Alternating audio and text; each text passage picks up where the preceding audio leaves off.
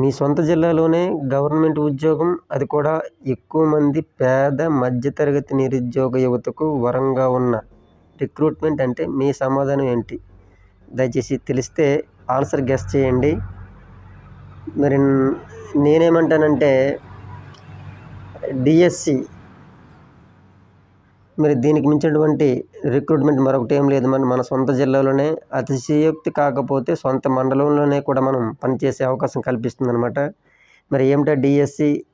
మరి చిన్నప్పటి నుండి విద్యార్థి తాలూకా దశ నుంచే ఎంతోమంది అడగగానే నేను టీచర్ని అవుతాను అంటుంటూ ఉంటారు. సో మరి దానికోసం ఒక మంచి విశ్లేషణ ఈరోజు ఈ వీడియోలో మీ ముందు ఉంచబోతున్నాను. దయచేసి స్కిప్ చేయకుండా చివరి వరకు చూడండి. మరి ఏంటో విశేషం ఒకసారి చూడండి. మరి డిఎస్సి అంటే డిస్ట్రిక్ట్ సెలక్షన్ కమిటీ. మరి జిల్లా కలెక్టర్ గారు చైర్మన్గా ఉండి ఈ ఉపాధ్యాయుల తాలూకా నియామకాన్ని జరిపే ఈ రిక్రూట్మెంట్ డిఎస్సి. మరి ఈ డిఎస్సి ద్వారా ముఖ్యంగా 2 రకాల పోస్టులే ముఖ్యంగా చెప్పుకుంటాం. ఎస్జిటి సెకండరీ గ్రేడ్ టీచర్ అని ప్రైమరీ స్కూల్లో బోధించే వారిని, అలాగే హై స్కూల్లో బోధించే వారిని స్కూల్ అసిస్టెంట్స్ అంటాం, ఎస్ఏఎస్. మరి తెలుగు నుంచి సోషల్ వరకు, అలాగే ఫిజికల్ డైరెక్టర్, పీడీ లాంటి పోస్టులు ఇవన్నీ కూడా మనకి హై స్కూల్ సంబంధించినవి. అలాగే మరి ప్రైమరీ స్కూల్లో ముఖ్యంగా మనకి ఎస్జిటి పోస్టులని, వీటిని మనం ఈ రిక్రూట్మెంట్ ద్వారా మనం చూస్తుంటాం అన్నమాట. మరి వేకెన్సీస్, మరి ఆ డిఎస్సిలో ప్రతి జిల్లాకి ఎన్ని వేకెన్సీస్ వచ్చాయి, ఎలా వచ్చాయి అనేది ఎలా లెక్కిస్తారంటే, మరి ఆయా ఉపాధ్యాయ పోస్టులో ఉన్నటువంటి వాళ్ళు ప్రస్తుత 62 ఏళ్ల వయస్సుని కంప్లీట్ చేయగానే వారిని రిటైర్మెంట్ చేసి ఖాళీలను, అలాగే సర్వీస్లో ఉంటుండగా కొంతమంది చనిపోతే వారి యొక్క ఖాళీలను, అలాగే ఇంపార్టెంట్ ఇక్కడ ఏంటంటే టీచర్ పీపుల్ తాలూకా రేషియో, ఉపాధ్యాయ విద్యార్థి తాలూకా నిష్పత్తిని బట్టి లెక్కించే ఖాళీలు చాలా చాలా ఇంపార్టెంట్. ఫర్ ఎగ్జాంపుల్ ఇప్పుడు ప్రజెంట్ మనకి మోడల్ ప్రైమరీ స్కూల్ అని చెప్పేసి ప్రాథమిక పాఠశాలలో ఈ ఉపాధ్యాయుల తాలూకా సంఖ్యని ఎలా నిర్ధారిస్తున్నారు? ప్రతి 20 మంది విద్యార్థులకు గాను ఒక్కొక్క టీచర్. ఫర్ ఎగ్జాంపుల్ ఒక స్కూల్లో మనకి 20 మంది విద్యార్థులు ఉంటే ఒక టీచర్ని లెక్క పెడతారనమాట. అలాంటిది మరి 21 వచ్చినా సరే ఖచ్చితంగా 2వ ఉపాధ్యాయుడిని నియమించాల్సిందే. అంటే ఒక విద్యార్థుల కాస్ట్ అనేది ఎంత ఇక్కడ చూడండి. అక్కడ లైఫ్ లాంగ్ ఒక కుటుంబాన్ని లేదా ఒక జనరేషన్ని పెంచే ఒక ఉపాధ్యాయుడితో సమానం. ఇది చాలా ఇంపార్టెంట్, గుర్తుపెట్టుకోండి. చివరిలో దీని యొక్క కన్క్లూజన్ ఒకసారి మాట్లాడదాం. సో ఈ విధంగా మనకి వేకెన్సీస్ అనేవి ఫిల్ చేయడం జరుగుతుంది.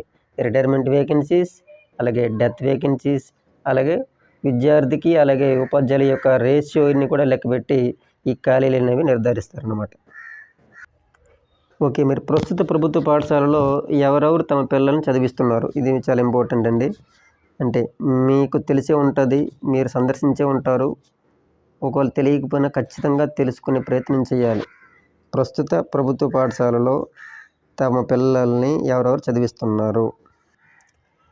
మరి మన గ్రామీణ ప్రాంతాల్లో కనిపించే చిన్నపాటి పాన్ షాప్, బడ్డీ షాపులు అంటాం కదా, వారి యొక్క ఓనర్స్ నుంచి పట్టణాల్లో కనబడే జ్యువెలరీ షాప్ ఓనర్స్ వరకు ఎవరైనా తమ పిల్లల్ని ప్రభుత్వ పాఠశాలలో చదివిస్తున్నట్లు మీరు అనుకుంటున్నారా? లేకపోతే మీరు చూసారా? అలాగే మీరు ప్రభుత్వ ఉద్యోగులకు వచ్చేసరికి ఒక చిన్న అటెండర్ స్థాయి నుంచి కూడా జిల్లా కలెక్టర్ వరకు ఉండే అందరు ప్రభుత్వ ఉద్యోగులు కూడా తమ పిల్లల్ని ప్రభుత్వ పాఠశాలలో ఎక్కడైనా చదివించడం మీరు చూసారా? అలాగే మరి ప్రైవేటు ఉద్యోగుల పరంగా తీసుకున్న ఓ 10-12 వేల శాలరీ నుంచి సాఫ్ట్వేర్ ఎంప్లాయీస్ వరకు ఉన్నటువంటి ఎవరైనా సరే తమ పిల్లల్ని గవర్నమెంట్ స్కూల్లో చదివిస్తున్నట్లు మీరు ఎప్పుడైనా చూసారా? అలాగే గ్రామ స్థాయిలో ఉన్నటువంటి సర్పంచ్ నుంచి ఎంపీటీసీ, జడ్పీటీసీ, ఎమ్మెల్యే, మినిస్టర్స్ అంటే రాష్ట్ర నాయకత్వం వరకు ఉన్నటువంటి ఆల్ పొలిటీషియన్స్ కూడా తమ పిల్లలు ఎక్కడైనా సరే ప్రభుత్వ పాఠశాలలో చదివిస్తున్నట్లు మీరు అనుకుంటున్నారా? మరి ఉద్యోగ వర్గానికి వచ్చేసరికి మొత్తం ఎవ్రీ డిపార్ట్మెంట్ అండి, education department, Panchayati Raj, revenue, all government sectors, ప్రతి డిపార్ట్మెంట్లో ఉండేవాళ్ళు, అలాగే ఉన్నత విద్యావంతులైనటువంటి డాక్టర్స్ అయినా, లాయర్స్ అయినా, జడ్జెస్ అయినా, యాక్టర్స్, ఎవ్రీబడి, ప్రతి ఒక్కరు కూడాను వాళ్ళ పిల్లల్ని ప్రభుత్వ పాఠశాలలో చదివించారు. ఎందుకంటే ఆల్రెడీ వాళ్ళు ఒక స్థాయిలో ఉన్నారు. గవర్నమెంట్ స్కూల్లో ఉన్నటువంటి ఈ మౌలిక సదుపాయాలు అయితేనేమి, లేకపోతే మరొకటి వాళ్ళకి కష్టం, ఊహించుకోలేరు అనమాట. కాబట్టి వాళ్ళందరూ కూడాను కొంచెం హయ్యర్గా తమ పిల్లల్ని చూసుకుంటారు. వాళ్ళ తాలూకా టార్గెట్స్ వేరు. ఈ ఐఐటీలని, మెడిసిన్ అని, వాళ్ళది ఒక శాలరీ ప్యాకేజీలు బాగుండాలని ఈ ఉద్దేశంతో వాళ్ళెవరు కూడా జాయిన్ చేయరు. ఓకే, అంతవరకు బాగానే ఉంది. అయితే అంతమందితో మమ్మల్ని కూడా కలిపేస్తారా అని కొంతమంది ప్రశ్నించవచ్చు. చాలామంది ఆదర్శవంతమైన తల్లిదండ్రులు ఉన్నారండి. ఉదాహరణగా ఉపాధ్యాయులు అయితేనేమి, ఇతర గవర్నమెంట్ సెక్టర్లో పనిచేసేటువంటి వారైతేనేమి, అలాగే మరి సర్పంచులు, ఎంపీటీసీలు అయితేనేమి, అలాగే విద్యావంతులు అయితేనేమి, ఇతరత్ర ప్రైవేట్ సెక్టర్ ఎంప్లాయీస్ అయితేనేమి, చాలామంది సాఫ్ట్వేర్ ఎంప్లాయీస్ అయితేనేమి ప్రభుత్వ పాఠశాలలపై నేటికి నమ్మకంతో ఇప్పటికి కూడా చదివిస్తున్నారండి.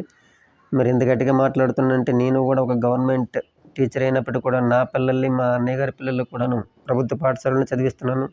వాళ్ళు కూడా చక్కగా చదువుతున్నారు. మరి ఎవరైతే ఇంకా ఈ ప్రభుత్వ పాఠశాలలపై ఇంత నమ్మకంతో చదివిస్తున్నారో వాళ్ళందరికీ కూడా నా పేరు ధన్యవాదాలండి, కృతజ్ఞతలు. మీరందరూ కూడా ఇదే ఆదర్శవంతంగా ఉంటేనే ఈ ప్రభుత్వ పాఠశాలల తాలూకా మనుగడ అనేది ఉందండి. లేకపోతే మరి అతి తొందరలోనే పలానా మండలంలో గవర్నమెంట్ స్కూల్ ఉండేదనే పరిస్థితి కూడా త్వరలో రాబోతుందన్నమాట. థ్యాంక్ యూ అండి. మీరు వాస్తవానికి ప్రభుత్వ పాఠశాలలో ఎవరు చదివిస్తున్నారు తమ పిల్లలు ఒకసారి తెలుసుకునే ప్రయత్నం చేద్దాం. నా 17 ఏళ్ల అనుభవంలో చూసిన ప్రతి పాఠశాల కూడా 100కి 95% మంది విద్యార్థుల తాలూకా తల్లిదండ్రులు ఎటువంటి వారు ఒకసారి చెప్తాను చూడండి. అయితే తల్లిదండ్రులు ఇద్దరు లేని విద్యార్థులు కానీ, తల్లి కానీ తండ్రి కానీ లేని విద్యార్థులు కానీ, అంటే పూర్తిగా సంరక్షకుల తాలూకా సంరక్షణలో ఉండే విద్యార్థులు అన్నమాట వీళ్ళందరూ కూడా. అటువంటి వాళ్ళు, అలాగే తల్లిదండ్రుల తాలూకా సరైన ఆర్థికమైనటువంటి ఇబ్బందులతో వలస వెళ్ళిపోయినటువంటి వాళ్ళ తాలూకా పిల్లలు, నిరుపేద, దిగువ మధ్య తరగతి అనమాట. అంటే మధ్య తరగతి కంటే కూడాను ఇంకా దిగువ స్థాయిలో ఉన్నటువంటి పిల్లలే మ్యాక్సిమం 95% చదువుతున్నారండి. ఇది వాస్తవం. అయితే మరి ఈ డిఎస్సికి క్వాలిఫికేషన్స్ అర్హతలు ఏంటో చూద్దామా. మరి సెకండ్ డిగ్రీ టీచర్కి మనం టీటీసీ అండ్ టెట్ అని, టీచర్ ఎలిజిబిలిటీ టెస్ట్ అంటాం. ఇంటర్ తర్వాత టీటీసీ కోర్సు, ఆ టీటీసీ కంప్లీట్ అయిన తర్వాత టెట్ అనేది రాసి ఎలిజిబుల్గా ఉండాలన్నమాట. మరి హై స్కూల్ టీచర్లకు అయితే బీఈడితో పాటుగా టెట్ కలిగి ఉండాలి. కొన్ని మోడల్ స్కూల్లోకి వెళ్ళేసరికి మాస్టర్ డిగ్రీ కూడా, అలాగే ఎక్స్పీరియన్స్ కూడా మనకి అడిగే అవకాశం ఉంటుందన్నమాట. ఇవన్నీ కూడాను ప్రభుత్వ పాఠశాలల్లో ఉపాధ్యాయులుగా చేరబోయే వాళ్ళకి అర్హత పరీక్షలు అన్నమాట. మరి డిఎస్సి పరీక్షకు ఎవరు అర్హులు అనేది ఒక 4 ఆప్షన్స్లు ఇచ్చాను. ఒకసారి ఆన్సర్ చేసే ప్రయత్నం చేయండి. అర్హత కలిగిన పేద మధ్య తరగతి వారు. ఇక్కడ అర్హత అంటే మెరిట్ కాదని ఇందాక చెప్పుకున్నాం కదా. ఈ ప్రొఫెషనల్ క్వాలిఫికేషన్స్ అండ్ టెట్ అని ఈ రెండు కలిగి ఉంటే వాటికి క్వాలిఫైడ్ అంటాం అనమాట. అలా అర్హత కలిగినటువంటి పేద మధ్య తరగతి వాళ్ళు. ఆప్షన్ బి అదే అర్హత కలిగినటువంటి సంపన్న అభ్యర్థులు. ఆప్షన్ సి అదే అర్హత కలిగినటువంటి ఉద్యోగ కుటుంబీకులు, అంటే ఉద్యోగ వర్గం నుంచి వచ్చినటువంటి పిల్లలు అనమాట, అంటే అభ్యర్థులు. అలాగే మరి ఆప్షన్ డికి వెళ్తే అందరూ కూడా అర్హులే. సో మీరు నాకు తెలిసి అందరూ కూడా ఆప్షన్ డి అని అంటాం. ఎందుకంటే మనకి రాజ్యాంగం వచ్చేసరికి సామాజిక పరిమితి ఉంటే తేడాలు చూడదు కదండి. మరి వాళ్ళ యొక్క విద్యార్హతలు మాత్రమే చూస్తారు కాబట్టి ఇక్కడ అందరూ అర్హులే. అయితే ఇక్కడ నా ప్రశ్న ఏంటంటే, మరి అర్హత కలిగినటువంటి పేద మధ్య తరగతి వాళ్ళు మాత్రమే ప్రభుత్వ పాఠశాలలో తమ పిల్లల్ని చదివిస్తూ అదే పిల్లలు రేపు పొద్దున్న డిఎస్సికి వస్తే వాళ్ళతో అసలు తమ పిల్లల్నే చదివించినటువంటి, అలాగే రేపు పొద్దునటువంటి ఎటువంటి ఇబ్బంది వాతావరణం లేకుండా పెరిగినటువంటి ఈ సంపన్న అభ్యర్థులు, అలాగే ఉద్యోగుల యొక్క పిల్లలు, వీళ్ళందరి తాలూకా ఆ కాంపిటీషన్తో ఈ పాపం ఈ పేద మధ్య తరగతి చెందినటువంటి ఈ విద్యార్థులు పోటీ పడగలరంటారా? పోనీ అది ఎంతవరకు న్యాయమో మీరే ఒకసారి ఆలోచించండి. మరి ప్రతి ఏడాది కూడా ఒక డిఎస్సి నిర్వహించడం అనేది సాధ్యమేనా అనేది ప్రశ్న. నేనైతే ప్రతి ఏడాది కాదు, 6 నెలలకు ఒకసారి కూడా డిఎస్సి నిర్వహించవచ్చు అంటాను. అది అట్లీస్ట్ అమలు కాకపోయినా ప్రతి ఏడాది ఖచ్చితంగా అమలు చేయొచ్చు. అది ఎలానో ఒకసారి మీరే చూడండి. ఇవి చేస్తే ప్రతి ఏడాది ఖచ్చితంగా ఒక డిఎస్సి నిర్వహించడం సాధ్యమేనండి. ఏంటి, ఈ సంపన్న ఉద్యోగ వ్యాపార రాజకీయ వర్గాల్లో ఉన్నటువంటి ఎవరైతే కుటుంబాలు ఉన్నాయో వారిలో అట్లీస్ట్ ఒక సగం మంది అయినా తమ పిల్లల్ని ప్రభుత్వ పాఠశాలలో చేర్పిస్తే అది అతిశయోక్తి కాదు, కానీ 6 నెలలకు ఒక డిఎస్సి అయినా సరే నిర్వహించవచ్చు అనమాట. అయితే ఇక్కడ నా మాట ఏమిటంటే, బడిపంతులు అనేది వీళ్ళ యొక్క లక్ష్యం కాదండి. ఇప్పుడున్నటువంటి అభివృద్ధి చెందుతున్నటువంటి ఇది మన దేశంలో. సో వాళ్ళ లక్ష్యం ఆల్రెడీ వాళ్ళు సంపన్న వర్గమే కాబట్టి వాళ్ళైతే ఒక డాక్టర్నో ఒక ఇంజనీర్నో చేసి లక్షల్లో వాళ్ళ తాలూకు ఆదాయాన్ని చూడాలనుకుంటారు తప్ప మరి ప్రభుత్వ పాఠశాలలో ఉపాధ్యాయుడిగా వాళ్ళు పోల్చుకోరు కాబట్టి ఇది కొంచెం అత్యాశ అనుకోవాలి. అయితే మరి ఈ మత్తులోనే పడి మన పాపం ఈ మధ్యతరగతి చెందినటువంటి వాళ్ళు కూడాను అందరికీ ఆశలు అనేవి ఒకటే కదా, తమ పిల్లలు కూడా అదే స్థాయిలో చూసే ఉద్దేశంతో ఎక్కువ మంది మరి అప్పులు చేసి కూడాను కార్పొరేట్ తాలూకా చదువులు అందించే ప్రయత్నం చేస్తున్నారు. కాదనను తప్పదు. వాళ్ళ తాలూకా నిజంగా కష్టపడి చదివే విద్యార్థులు అయితే మనం అన్ని ప్రయత్నాలు చేయొచ్చు. మరి వారి యొక్క స్థాయి అందుకోగలదా లేదా అనేది కూడా మనం చూసుకోవాలి. మెడిసిన్, ఐఐటీలు అనేవి లిమిటెడ్ సీట్లు, లక్షల్లో విద్యార్థులు ఉంటారు, వందల్లో సీట్లు ఉంటాయి. మరి వాళ్ళ స్థాయికి మనం నిజంగా చేరుకోగలమా లేదా అనేది, వాళ్ళ కాంపిటీషన్ మనం తట్టుకోగలం లేదా అనేది కూడా మనం తల్లిదండ్రులుగా ఆలోచించాలి. నేనేమంటానంటే మనకున్న స్థాయిలో మీరు ఒకసారి ఆలోచన చేసి పిల్లలందరినీ కూడాను 10th క్లాస్ వరకు ఏంటంటే ఇప్పుడు అన్ని ప్రభుత్వ పాఠశాలలు చక్కగా ఉన్నాయండి. 10th క్లాస్ వరకు మీరు చదివించి చూడండి. ఈవెన్ మనకి ఆ స్థాయిలో ఇంజనీరింగ్ తాలూకా సీట్లు రాకపోయినా కూడాను చక్కగా డిగ్రీ అండ్ బీఈడీ లాంటివి చేసుకుంటే ప్రభుత్వ పాఠశాలలో రోల్ పెరిగితే రేపొద్దున ఆంధ్ర ఐఏఎస్గా పిలువబడే ఈ ఉపాధ్యాయ నియామకాల్లో మీ పిల్లలే సెలెక్ట్ కాబోయే అదృష్టం ఉందన్నమాట. సో ఆ విధంగా కూడా మీరు ఆలోచన చేస్తారని కోరుకుంటున్నాను. మరి ప్రతి ఏటా డిఎస్సి నిర్వహించాలంటే ప్రభుత్వం ఏ చర్యలు తీసుకోవాలి?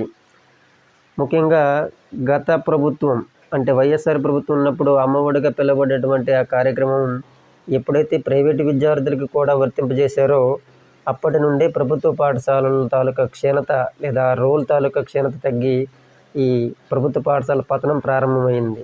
దానికి ఆద్యం పోసినట్లు ఈ కూటమి ప్రభుత్వం కూడాను ప్రతి విద్యార్థికి కూడా ఈ 15,000 రూపాయలు ఇచ్చే కార్యక్రమాన్ని స్టార్ట్ చేసిందో మరింత దారుణంగా ప్రభుత్వ పాఠశాలలు స్టార్ట్ అయ్యి ప్రతి విద్యార్థి కూడా ఈ ప్రైవేట్ స్కూల్కి వెళ్ళడమే జరిగిందనమాట.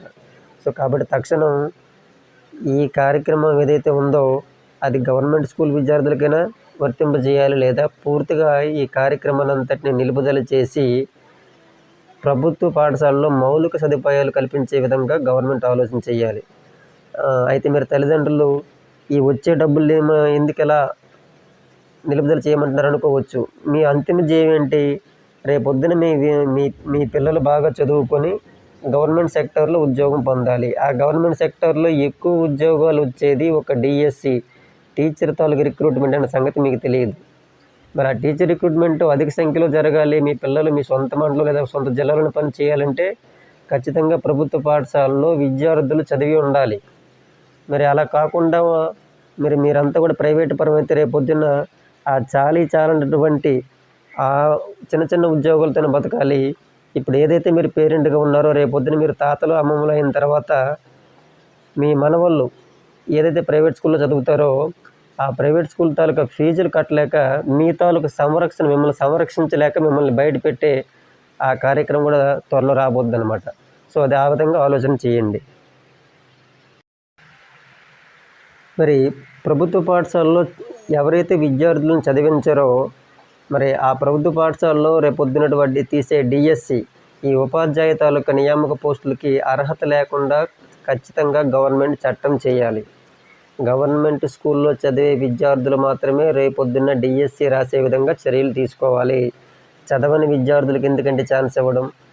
ఈరోజు ఆ స్కూల్లో ఏమైపోయినా వాళ్ళకి అవసరం లేదు. రేపొద్దున్న మరి డిఎస్సిలో వాళ్ళు దర్జాగా వచ్చి మరి ఆ టీచర్ పోస్టులను అప్పుడు గవర్నమెంట్ స్కూల్కి రావచ్చా? ఇది ఎంతవరకు న్యాయం? కాబట్టి గవర్నమెంట్ దీనికి బాధ్యత వహించి 100% చట్టం చేసి గవర్నమెంట్ స్కూల్లో జరిగే ప్రతి నియామకం కూడాను గవర్నమెంట్ స్కూల్లో చదివే విద్యార్థులకే వర్తింపజేసేటట్లు చేయాలి. అప్పుడే గవర్నమెంట్ పట్ల ఖచ్చితంగా ప్రజలకు విశ్వాసం ఉంటుంది. ప్రభుత్వ పాఠశాలలో చదివించే బాధ్యత అందరూ తీసుకుంటారు. ప్రతి ఉపాధ్యాయుడికి పూర్తి స్వేచ్ఛనిచ్చి కేవలం బోధనకు మాత్రమే పరిమితం చేసి ఈ యాప్లని ట్రైనింగ్లని వీటిని కొద్దిగా దూరం చేయండి.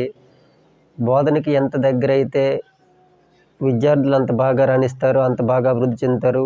అప్పుడే తల్లిదండ్రుల్లో కూడాను ఖచ్చితమైన నమ్మకం కలుగుతుంది ప్రభుత్వ పాఠశాల వైపు. దయచేసి ప్రభుత్వం కూడా ఈ విషయాన్ని గుర్తించాలి. మరి ఉపాధ్యాయుల కర్తవ్యం ఏంటి? తల్లిదండ్రులకు ఒక టీచర్ని చూడగానే ఈ మేడం గారు లేదా ఈ సార్ ఉన్నారు చాలు, మా పిల్లలకి ఎటువంటి బోధనకి ఇబ్బంది లేదు అనే భరోసాను ఖచ్చితంగా కలిగించాలండి మనం. అప్పుడే ఈ తల్లిదండ్రుల్లో మనపైన ఒక ఖచ్చితమైన నమ్మకం కలుగుతుందన్నమాట. ఆ విధంగా మనందరం కూడా ఉందామని ఆశిద్దాం. అయితే మీరు తల్లిదండ్రులు అయితేనేమి, గ్రామ స్థాయిలో ఉన్నటువంటి నాయకులు అయితేనేమి, ఉపాధ్యాయుల పట్ల స్నేహపూర్వక వాతావరణంతో కలిగి ఉండి, మరి వారి తాలూకా అవసరాలు కూడా తెలుసుకున్నట్లయితే ఖచ్చితంగా మీ పిల్లల్ని మరి ఏ స్థాయికి తీసుకెళ్తారో కూడాను ఊహించిన స్థాయిలో వాళ్ళు తీసుకెళ్తారండి. మరి ఉపాధ్యాయుల కృషి మరి అంతటిదనమాట. ఇక్కడ కనిపిస్తున్న విద్యార్థులందరూ కూడాను శ్రీకాకుళం జిల్లా కొత్తూరు మండల్ పాత పొనుటూరు అనే ప్రాథమికోన్నత పాఠశాలలో చదివేవారు అనమాట. రీసెంట్గా ఈ గ్రామ సర్పంచ్ గారు అయినటువంటి సంతోష్ గారు, ఆయనకి కుమారుడు పుట్టినటువంటి సందర్భంలో 1వ తరగతి నుంచి 8వ తరగతి వరకు ప్రతి విద్యార్థికి కూడాను పెన్నులు, పెన్సిళ్ళు, అలాగే నోట్బుక్స్, అలాగే మరి కంపాస్ బాక్స్ వీటన్నిటిని కూడాను అందించి చాలా మంచి సహృదయాన్ని చాటుకున్నారనమాట.